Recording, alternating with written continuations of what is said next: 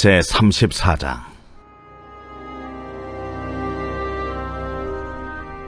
열국이여, 너희는 나와 들을지어다.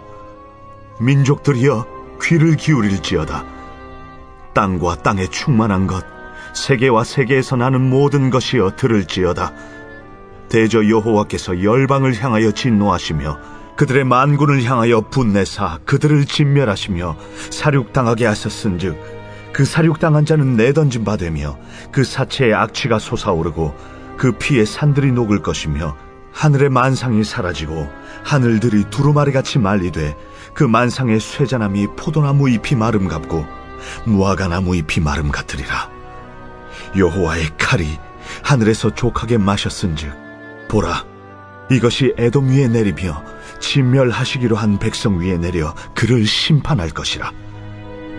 여호와의 칼이 피, 곧 어린 양과 염소의 피에 만족하고 기름, 곧 순양의 콩팥 기름으로 윤택하니 이는 여호와를 위한 희생이 보스라에 있고 큰 살육이 에돔 땅에 있음이라. 들소와 송아지와 수소가 함께 도살장에 내려가니 그들의 땅이 피에 취하며 흙이 기름으로 윤택하리라. 이것은 여호와께서 보복하시는 날이요 시온의 송사를 위하여 신원하시는 해라. 에돔의 시내들은 변하여 역청이 되고 그 티끌은 유황이 되고 그 땅은 불붙는 역청이 되며 낮에나 밤에나 꺼지지 아니하고 그 연기가 끊임없이 떠오를 것이며 세세에 황무하여 그리로 지날 자가 영영이 없겠고 당아새와 고슴도치가 그 땅을 차지하며 부엉이와 까마귀가 거기에 살 것이라. 여호와께서 그 위에 혼란의 줄과 공허의 추를 들이우실 것인즉 그들이 국가를 이으려 하여 귀인들을 부르되 아무도 없겠고 그 모든 방백도 없게 될 것이요 그 궁궐에는 가시나무가 나며 그 견고한 성에는 엉겅퀴와 새품이 자라서 승냥이의 굴과 타조의 처소가 될 것이니 들짐승이 이리와 만나며 수렴소가 그 동류를 부르며 올빼미가 거기에 살면서 쉬는 처소로 삼으며 부엉이가 거기에 깃들이고 알을 낳아 까서 그 그늘에 모으며 솔개들도 각각 제 짝과 함께 거기에 모이리라. 너희는 여호와의 책에서 찾아 읽어보라. 이것들 가운데서 빠진 것이 하나도 없고 제 짝이 없는 것이 없으리니 이는 여호와의 입이 이를 명령하셨고 그의 영이 이것들을 모으셨습니다. 여호와께서 그것들을 위하여 제비를 뽑으시며 그의 손으로 줄을 띄어 그 땅을 그것들에게 나누어 주셨으니 그들이 영원히 차지하며 대대로 거기에 살리라.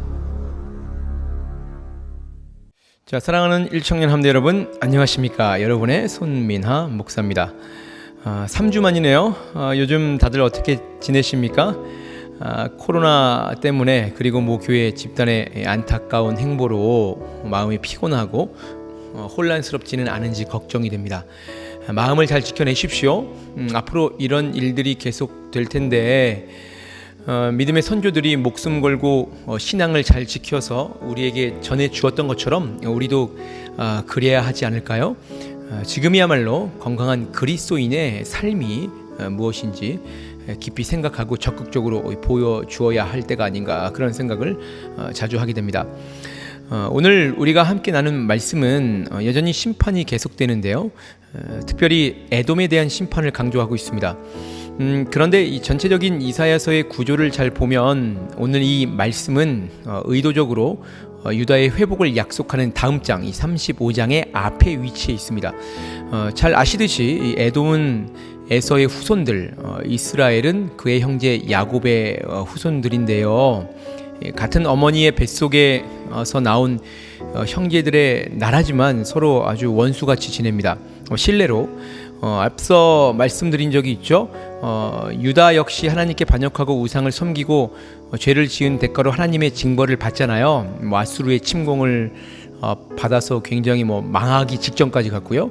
결국 나중에 바벨론에게 멸망을 당하는 유다의 역사, 참 안타까운 역사입니다. 그런데 그런 때에 그래도 에돔이라면 유다와 형제 국가인데 말이죠. 그렇게 유다가 혼란스러운 시기를 틈타서 에돔 사람들은요, 유다 백성들을 잡아서 인신매매를 했습니다. 뭐 바벨론이 유다를 침공할 때는 오히려 앞장섰고요. 그러다 보니까 유다 사람들은 그 누구보다 에돔을 원망하고 적대했습니다. 아마도 부르짖으면서 하나님께 기도했겠죠. 에돔의 심판에 대해서 말이죠. 그런데 그러한 일은 수일 내에 일어나지 않았습니다. 그때 과연 유다 백성들의 마음은 어땠을까? 에돔 사람들 참 나쁜 사람들인데 하나님의 백성인 우리는 아수르 침공받아 망하기 직전에 다시 한번 좀 살아야겠다 버둥거렸는데 조금 있다가 바벨론에게 결국 망해버리는.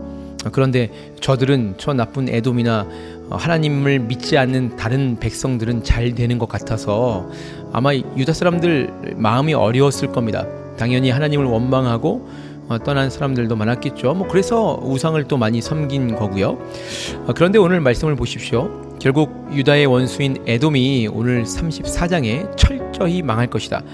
그리고 나서 바로 붙여서 35장에 유다의 회복을 기록합니다. 이것은 하나님께서는 결국 자기 백성의 부르짖음을 들으시고 회복해 하신다는 것, 나아가 우리 하나님께서는 자기 백성들을 위해 하나님의 때에, 우리의 때가 아니죠, 하나님의 때에 결국 원수를 대적하여 치신다는 사실을 극적으로 보여주는 저자 이 하나님의 의도입니다. 문제는 그때를 바르게 기다릴 줄 아는 우리의 마음가짐, 우리의 자세겠죠. 인내라는 게 참 어렵지만 결국 성경에서 우리에게 요구하는 것이고, 그리고 사실 신앙, 좋은 믿음이라는 것은 그 인내의 문제이기도 하죠. 자, 사랑하는 일청년 함대 여러분, 자고로 건강하고 바른 믿음의 역사, 교회의 역사는 핍박과 고난의 역사였습니다. 어렵고 힘겨울 때일수록 교회는 더욱 빛이 났고 그리스도인들은 이 하나님만 바라면서 바르고 정직하게 살았어요. 이상하게 평화롭고 안정되었을 때 교회는 부패하고 신앙은 바닥을 쳤죠. 이 평화의 시기에 왜 이런 어려운 일이 닥쳤을까 생각해 볼 만한 일이 있죠. 교회가 그러나 비판받는다고 흔들리지 마십시오. 오히려 안 믿는 자들이 득세한다고 하나님을 원망하지 마세요. 가만히 근신하고 깨어 기도하며 하나님의 때를 기다리십시오. 그렇게 우리는 keep going 하다 보면 하나님께서 반드시 놀라운 은혜로 회복시키실 겁니다. 그리고 더불어 반드시 기억하셔야 합니다. 하나님의 백성들 역시 그들의 죄에 마땅한 하나님의 벌을 받았다는 사실을 말입니다.